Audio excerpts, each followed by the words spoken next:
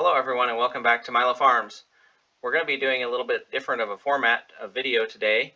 Rather than actually making a video, we're going to just be talking about some stuff on the computer here.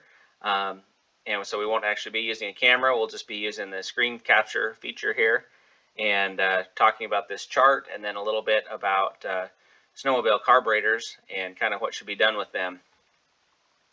So the phasers that we have do not have carburetors, they're fuel injected, so we're not talking about those today. We are going to be talking about the RX-1 and the Mountain Max.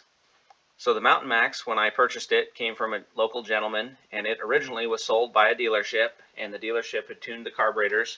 When it was sold, they're tuned correctly and everything, so every other year or so I take the carburetors apart, clean them out, no issues at all, put them back together, the thing runs great.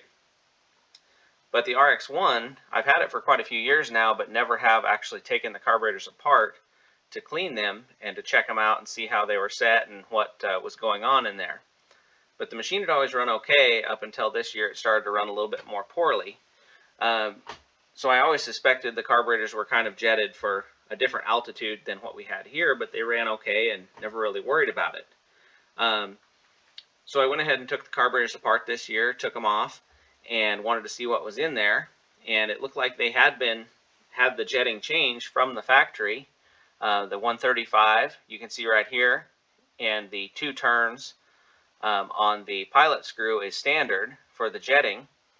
However, when I took the carburetors apart, I found the 130 main jets, and then somebody had turned the pilot screws to 2.5 turns, so it was throwing all kinds of fuel in there unnecessarily. And that's part of what we think was wasting a lot of fuel. In addition, we also found one of the carburetors, the bowl was completely clogged up with dried up fuel and garbage in there. And then we also found on 2 of the carburetors the pilot jets were clogged completely off. So that would have accounted for the hard starting and then also accounted for the poor idling, all of those things there.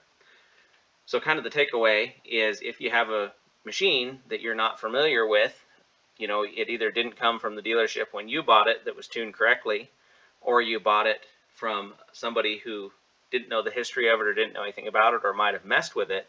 Never hurts to take it apart and check it out and see what weird things people have done to the carburetors, see what people have done either not putting them back correctly or not taking care of them correctly. But anytime you do have a machine with carburetors, make sure every year or two you take those carburetors apart, clean them out, make sure they're set correctly, put them back together. On a 2-stroke, that's even more essential because you don't want to lean that carburetor out and burn the engine up. And a lot of engine burn-ups happen on the first trip of the year when the carburetors are clogged up and running lean, things like that. So when I put this carburetor back together, I took out the 130 main jets that were in there, and I purchased 4 132.5 main jets. I purchased the factory ones from Yamaha that were the right ones for the carburetor. Then I also put the pilot screws to 3/4 of a turn. I decided upon this setting right here based on how the other machine was set up for the same altitude and temperature on the charts for it. This is how I chose this setting right here. And it's not quite as important on a 4-stroke machine to have it exactly right. So I set it up on this setting, and it so far has been great.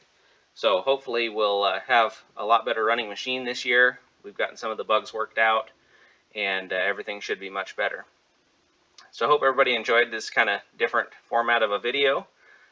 Remember, you know, you always want to make sure you clean your carburetors out each year or 2 or 3, depending on how you store them and how often you ride them, especially focusing on those pilot jets because those are the most common ones to get clogged.